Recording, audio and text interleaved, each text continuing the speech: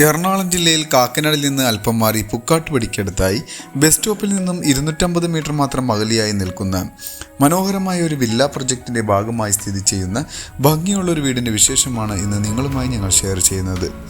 നല്ലൊരു റെസിഡൻഷ്യൽ ഏരിയയിലാണ് ഈ വീട് നിൽക്കുന്നത്. കാണുന്ന പോലെ ഒരു ബോക്സി ടൈപ്പിലാണ് നിർമ്മിച്ചിരിക്കുന്നത്. നല്ല രീതിയിലുള്ള ടെക്സ്ചർ വർക്കുകളും LED ലൈറ്റുകളെല്ലാം കൊടുത്ത് മനോഹരമാക്കിയിട്ടുണ്ട്. ഇവിടെ നിന്നും കാക്കനാട് ഇൻഫോ പാർക്കിലേക്ക് 9 കിലോമീറ്ററും രാജഗിരി ഹോസ്പിറ്റലിലേക്ക് 2 കിലോമീറ്ററും ചാർട്ടർ ഇൻ്റർനാഷണൽ സ്കൂളിലേക്ക് 3 കിലോമീറ്ററും എടപ്പള്ളിയിലേക്ക് 14 കിലോമീറ്ററും ദൂരത്തായാണ് ഈ വീട് നിൽക്കുന്നത്. നല്ല വീടുകളെല്ലാം സ്ഥിതി ചെയ്യുന്ന ഒരു വില്ല കമ്മ്യൂണിറ്റി തന്നെയാണ്.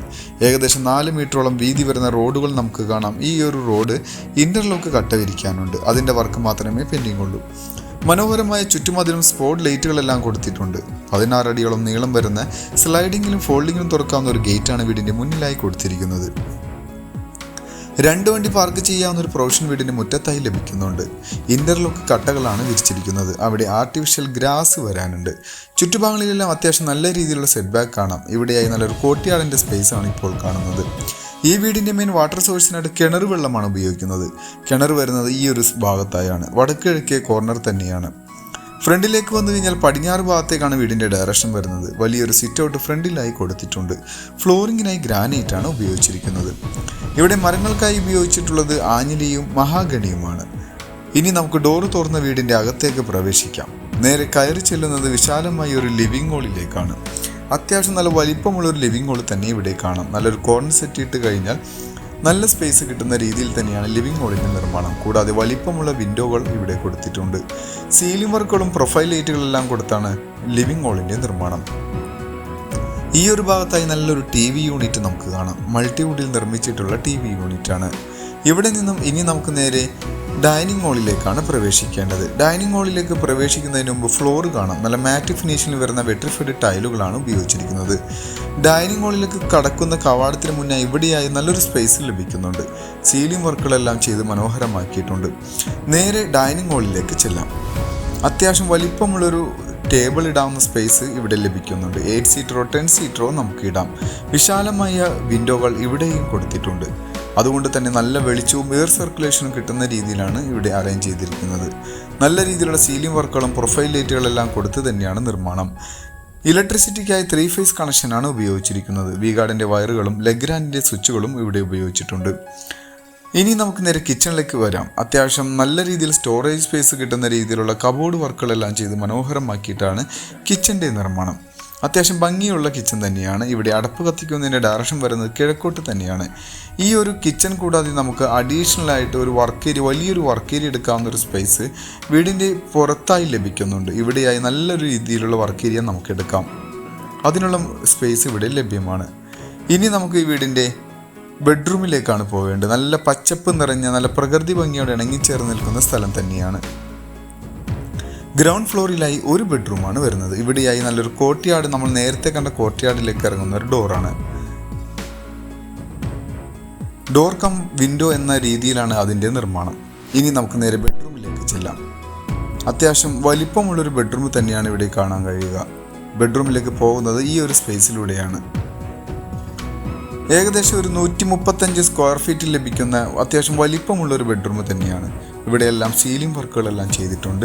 കൂടാതെ 4 പാളിയുടെ നല്ല വലിപ്പമുള്ളൊരു കബോർഡ് വർക്കെല്ലാം ചെയ്ത് മനോഹരമാക്കിയിട്ടുണ്ട്. പ്രൊഫൈൽ ലൈറ്റുകളും LED ലൈറ്റുകളെല്ലാം കൊടുത്താണ് സീലിംഗിൻ്റെ നിർമ്മാണം. ഇതിന് അറ്റാച്ച്ഡ് ബാത്റൂം വരുന്നുണ്ട്.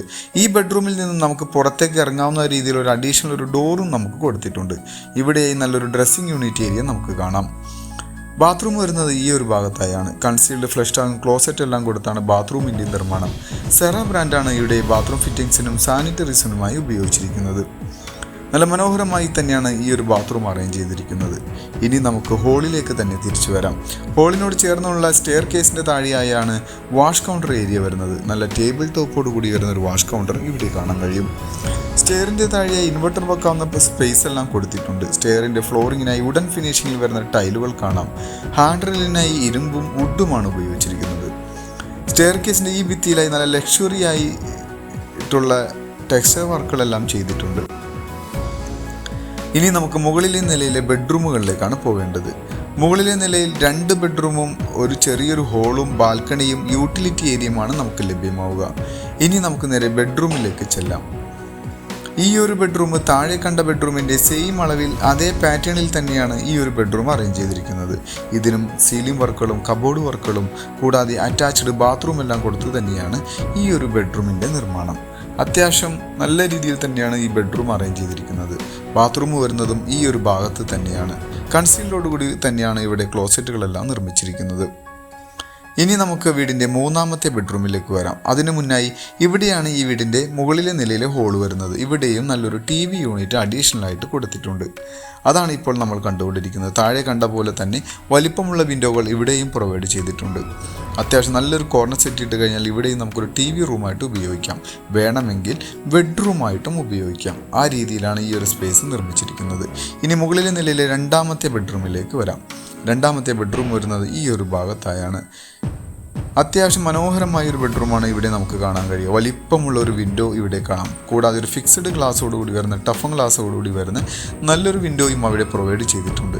ഇതിനും കബോർഡ് വർക്കുകളും അറ്റാച്ച്ഡ് ബാത്റൂം എല്ലാം കൊടുത്ത് നല്ല ഭംഗിയോടുകൂടി തന്നെ നിർമ്മിച്ചിട്ടുള്ള ബെഡ്റൂം തന്നെയാണ്.